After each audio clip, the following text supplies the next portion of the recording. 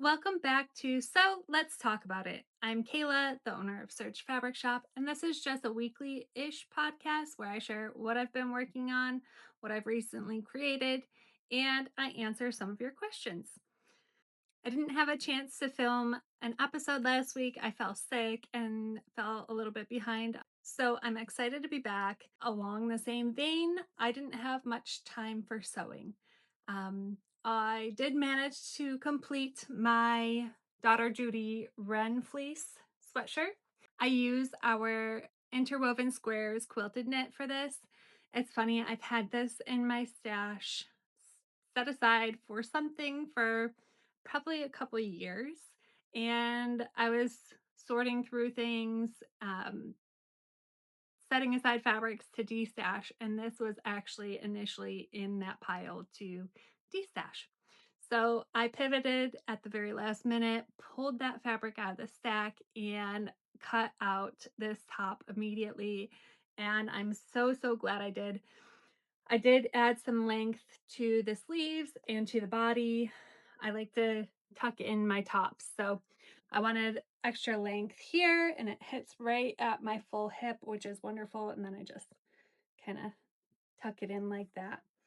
And it looks really cute and I liked it. So that's all I've really finished this past week. I did host a Saturday social, and that's just a little group of women who come together and sew together. I started a new project specifically for that sewing event, and it is just some sawtooth quilt blocks.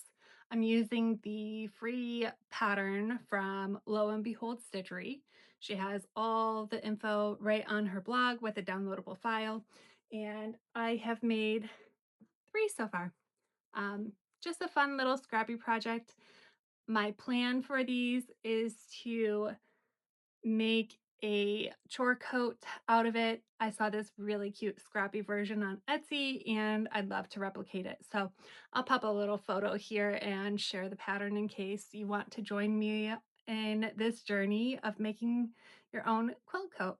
My plans for the upcoming week are going to include sewing some pants. With our season of growth so long happening, that is a major goal of mine. It's not so much that I think it's going to challenge me, it's more so the mental block that comes with choosing harder projects, just slating away that time to commit to sewing a larger project. That seems to be my biggest hurdle in this. So for this particular project, I feel like the season of growth aspect is more of an internal battle, more of an internal struggle that I'm trying to overcome more so than the actual techniques that come with sewing pants. The first pattern I will be making is the Paradise Patterns Protea pants. I have been wanting to make those since they released. I love like a high-waisted trouser with loose flowy legs, and I'm going to be using a linen cotton Glen plaid that we released last fall. And then the other pair of pants that I want to make is the So Liberated Arthur pants. And for that, I pulled the hickory brown Verona linen. I think that's gonna work really well into my wardrobe right now. So I'm excited to get to both of those projects, and hopefully next week I will have completed one of them. I don't have much more to share on the sewing front, so let's just jump right into some of your questions. The first question is, I'm still very new to sewing. What fabric should I consider for neck and wrist trim, like for sweatshirts and pullovers? Okay, so this is a great example. I'm wearing a sweatshirt right now, and for this particular one, I just used the same fabric that I used for the main body. A lot of sewists like to use a matching rib knit, and that's a great option if it is available in the fabric that you want to use for the main body. Now, as a fabric shop owner, I'm going to let you know that access 2 fabric shops for matching French terry and matching rib knit and matching waffle and rib knits, like that's Very unusual, unless, of course, they stumble upon some dead stock. We've gotten really lucky over the years, and every once in a while, we'll get a jersey knit with a matching rib knit or a fleece with a matching rib knit. Anytime that happens, I make it abundantly clear that those are designed to go hand in hand with each other. So you can do that if it's an option for you. If not, you can use the same fabric that you're using for the sweatshirt, or you can even use a contrasting rib knit to finish those bands and cuffs. Now, if you're going to use the same fabric as the body for the neck bands and the cuffs, um, some patterns offer additional pieces for rib knit as well as the main same fabric. Just because rib knits have higher stretch than a fleece or a quilted knit would have. So having a pattern that offers both of those options just built in will make it easier. If your pattern does not have that, it's okay. You can just add a little bit of width to the neckband and the cuffs just to compensate for the lower stretch. Ultimately, it's going to be pretty pattern specific and pretty fabric specific, but you can use the same fabric as you're using for the rest of the body as living proof right here. Okay, next question. I've been struggling to sew buttonholes on a rayon challis. Any tips? Okay, so a couple of things came to mind immediately. One is on my sewing machine, I have a tension dial. It is to loosen the amount of pressure that the presser foot applies to a fabric while it's sewing on the machine. If you have loosened that, turning that dial up, and typically you would only do that for thicker fabrics where you don't want it to be really super getting smushed down there and just like stretching as the machine is trying to feed it through uh, underneath the presser foot. You might need to put that back to its normal position and perhaps even increase the pressure a little bit because rayon challis is such a thin fabric. Another thing, interfacing. You absolutely have to use interfacing when you're trying to sew buttonholes into a rayon challis. Personally like to use a knit interfacing with rayon challis because it's such a drapey fabric, and I feel like the knit interfacing helps preserve some of that drape even on a button band. But if you're using that and it's not providing enough stability, you might want to use a slightly heavier, perhaps switch over to a lightweight woven interfacing. That would help give that fabric a little bit more structure and allow those stitches to be sewn more smoothly.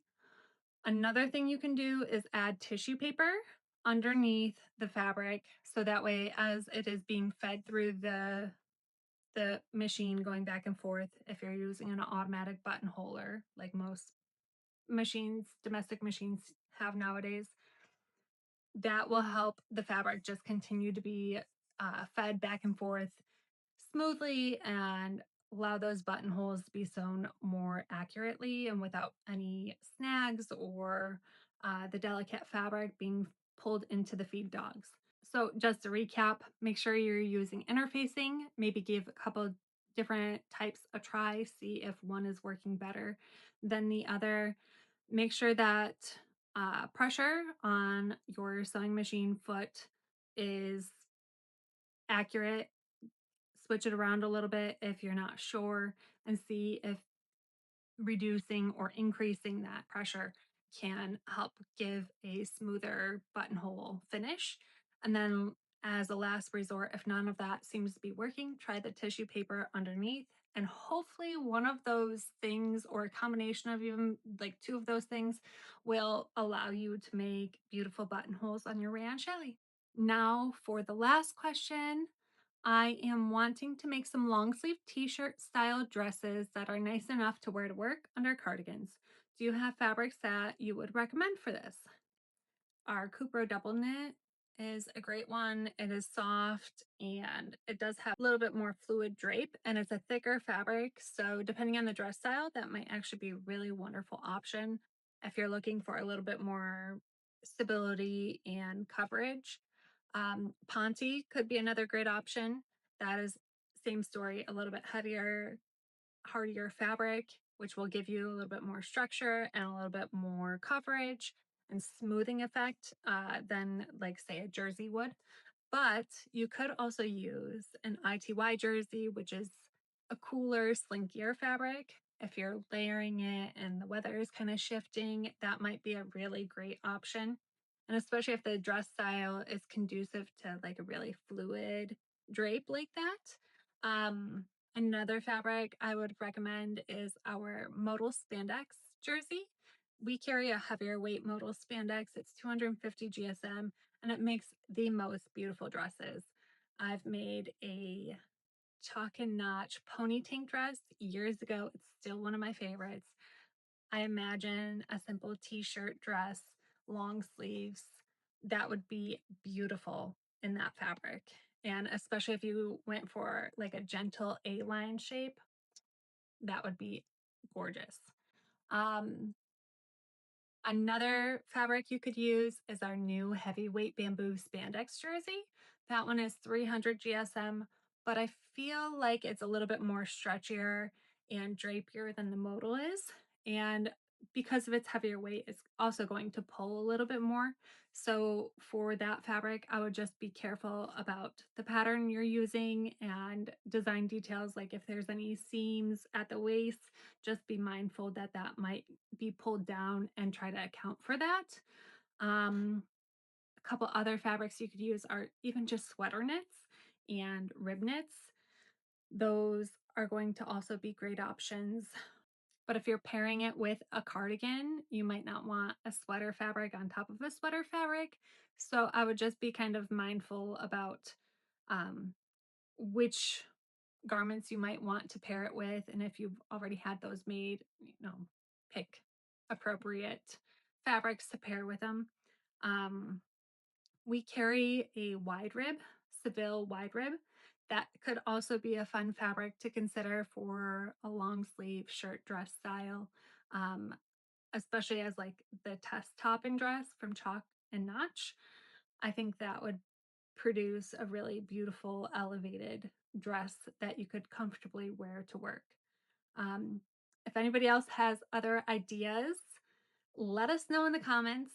I know we have a wonderful group of makers here in our sewing community, and I'm sure some of you have probably made a dress or two with our fabrics over the years. So let us know if there's another fabric to consider, and hopefully we can point you to the right one that will work for your work dresses. All right, that's all the questions we have for this week. If you are curious about anything, or if you want some additional help or a question answered, whether it be sewing, fabric, or pattern related, just drop it in that Google Drive form below. I always include that in the description. And hopefully, we'll have a couple more questions to answer next week. So, thanks for watching. Thanks for tuning in this week, and I'll see you next week.